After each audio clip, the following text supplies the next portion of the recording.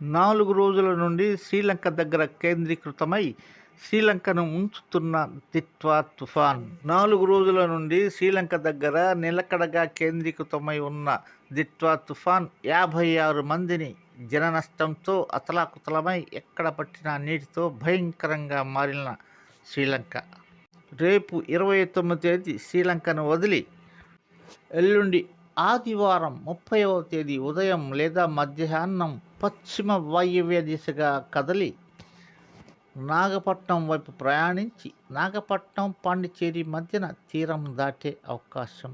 ఆ తర్వాత తమిళనాడు, ఆంధ్రప్రదేశ్లోని నెల్లూరు, చిత్తూరు, కడప జిల్లాలకు భారీ వర్షాలు కురిసే అవకాశం ఉందని అంచనా.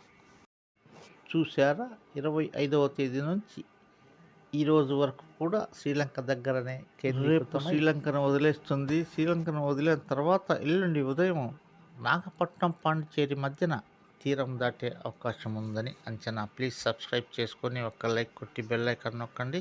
ఒక ముఖ్య విన్నపం, చిన్నపిల్లలను మొబైల్ దూరంగా ఉంచండి.